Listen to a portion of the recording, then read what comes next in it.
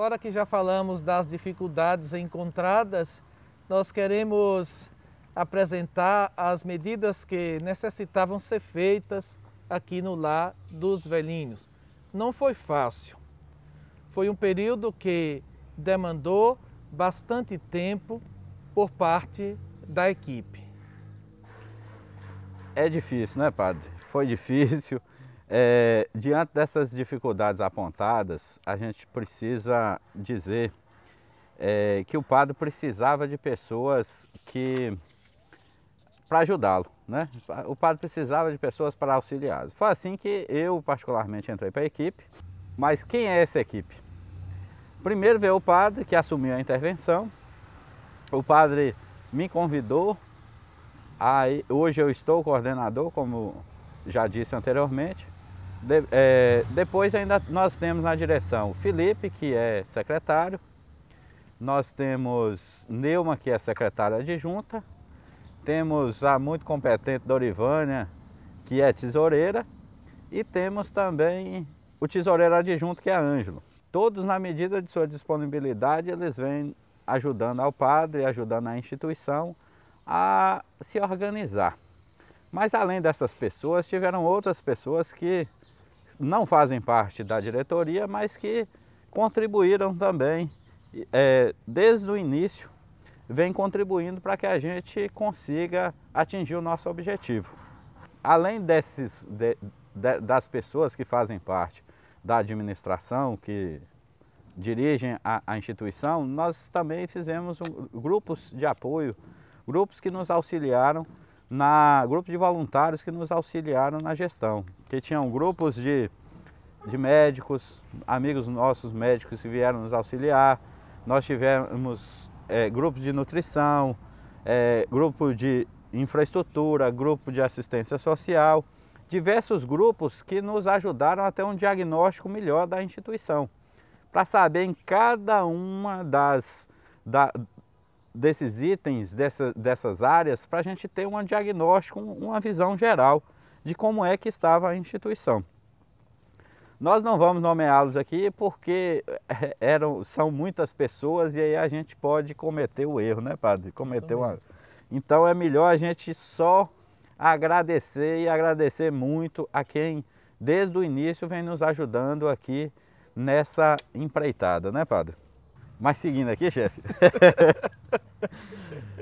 Seguindo aqui, uma das primeiras coisas que a gente precisava fazer era quitar o salário. Inicialmente a gente não pôde quitar o salário de uma vez, mas a gente fez um esforço e graças às doações que a gente recebeu também, a gente conseguiu adiantar 50% do salário, ainda no mês de agosto. Nós adiantamos e no mês seguinte, no mês de setembro, a gente conseguiu pagar o salário que faltava de agosto e ainda pagar o de setembro. Mas mesmo assim, mesmo pagando isso aí, a gente descobriu que havia muitos relatos de funcionários com férias atrasadas, 13º atrasados, havia relatos de 6 meses sem receber salário. Isso foi o que nos disseram. E aí a gente se viu num problema porque a gente não tinha documentação para dizer se aquilo era verdade ou se não era.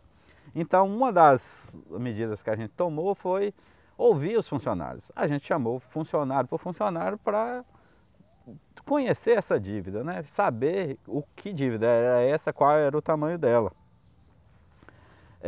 Além disso, a gente também fez algumas reuniões com os membros da direção anterior para que a gente também tivesse uma noção de onde é que a gente estava chegando, né? A gente fez algumas reuniões com essas pessoas, elas nos passaram algumas informações e essas informações inclusive são registradas em atas, são assinadas e tudo que a gente fala aqui está documentado. Todas essas informações que nós conseguimos juntar com essas áreas de apoio, essas equipes de apoio, seja nutrição, medicamentos, assistência social, os relatos que a gente recebeu dos funcionários, o que a gente recebeu dos funcionários, o que a gente recebeu da direção anterior, tudo isso a gente condensou em um relatório detalhado, da situação do abrigo no dia 30 de setembro, que nós entregamos esse relatório detalhado lá com todas as áreas para o Ministério Público. Então, boa parte da nossa fala hoje aqui, ela é baseada nesse relatório que nós produzimos naquele dia. Então, tudo que a gente disse e que a gente vai dizer aqui ainda, está muito baseado nesse relatório. Porque a gente fez um apanhado geral da instituição para que a gente pudesse nos respaldar e enxergar o que precisava ser feito aqui, né, padre? Então foi isso que foi feito. Mas aí, o padre fez uma lista aqui, que ele vai colocar aqui para a gente, de algumas ações iniciais que a gente fez aqui, né, padre? Isso.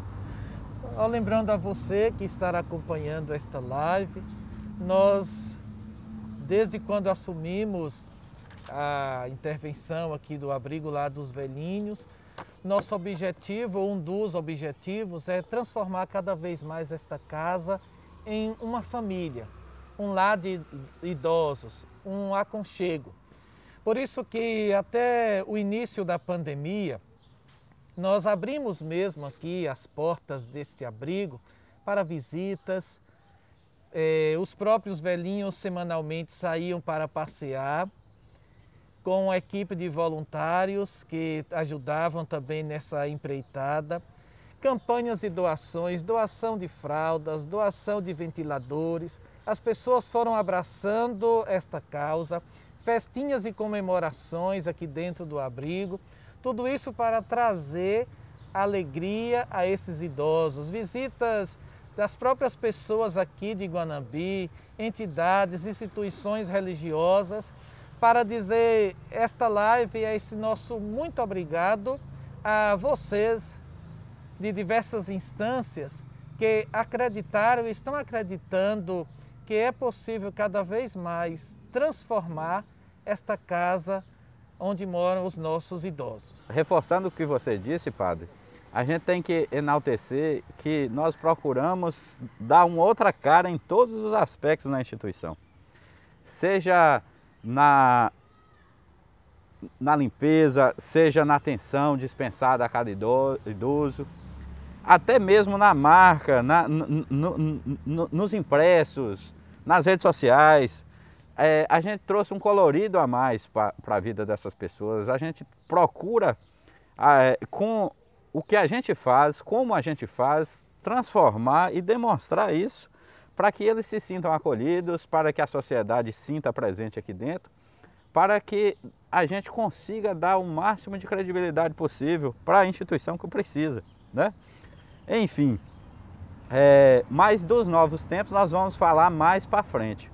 Daqui a pouco nós vamos continuar aqui para falar sobre números. Nós vamos falar o abrigo, o Lar dos Velhinhos em números.